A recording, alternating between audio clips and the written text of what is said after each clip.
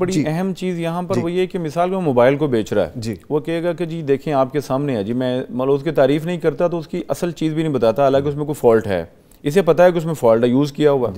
اب اگر دیکھ لیں جی آپ کے سامنے جو کچھ بھی ہے یہ جملہ ایک غلط ہے، غیر اسلامی جملہ ہے، ایک دھوکہ ہے، ایک فراڈ کر رہے ہیں آپ اس کا عیب چھپا رہے ہیں۔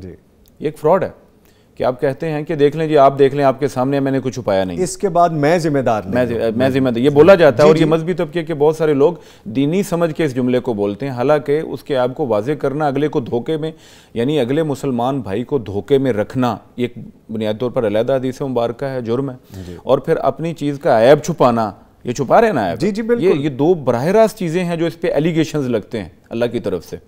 تو بہرحال یہ بھی ایک بات تھی۔ اور ایک میں جو پوائنٹ اگر رہ نہ جائے تو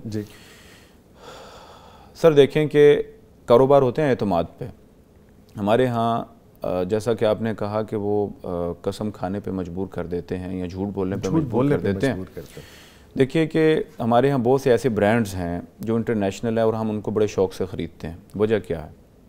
ہمیں ان پہ اعتماد ہے۔ ہم ان کی بعض ایسی چیزیں، نیسلے میں شیخوپورہ سے بلونگ کرتا ہوں تو ہمارے قریب ہے، بہت ساری ایسی خامیاں ہمیں محسوس ہوتی ہیں، ان کے ورکرز سے سمجھ آتی ہیں، پتہ چلتی ہیں، لیکن چونکہ ایک ٹرسٹ ڈیولپ ہو گیا ہے، جو اس نے لکھا ہے کہ یہی اس کے اندر ہوگا، چونکہ یہ ایک انٹرنیشنل سٹینڈرڈ کا ایک معیاری ہے ادارہ، تو یہ بڑی اچھی چیز بیچے گا۔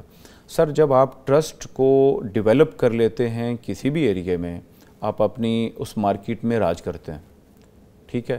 یہی آج تک ہمیں سمجھ نہیں آیا کہ ہم نے ٹرسٹ کو ڈیولپ کرنا ہے۔ ہمارے ہاں لوگ ایک ہی مرتبہ سب کچھ کمانے کے درپے ہو جاتے ہیں، بلکہ وہ جو ایک انٹرنیشنل ایک ماحول بنا ہوا ہے کہ تھوڑا کما لیجئے لیکن زیادہ بیچ کر اس کا حجم بڑھا سکتے ہیں آپ، یہ عنصر بھی ہمارے ہاں سے ختم ہوتا ہوا دکھائی دیتا ہے۔ ہمارے ماحول میں چونکہ تجربہ یا تیاری نہیں، اور اس میں بہت اہم رول سر میں سمجھتا ہوں لیڈرشپ کا ہے، جس نے لوگوں کو ایجوکیٹ نہیں کیا، ہونے نہیں دیا، جدید تصورات سے دور کر رکھا ہوا ہے۔ میں سمجھتا ہوں کہ اسلام سے جدید کوئی تصور نہیں ہے مالیات کے اعتبار سے۔ میں گزشتہ سال موطا امام مالک پڑھانے کا مجھے شرف ملا ہے اسٹوڈنٹس کو ایک مدرسہ میں، تو اس میں تجارت کے جو امور ہیں دیکھے ہیں، دنگ رہ جاتا ہے انسان کہ رسول اللہ صلی اللہ علیہ وسلم اس قدر گہرائی میں جا کر رہنمائیاں فرما چکے ہیں، جو کہ آج کا مسلمان، ہم لوگ اہل پاکستان، اس سے کافی حد تک دور ہے میں سمجھتا ہوں۔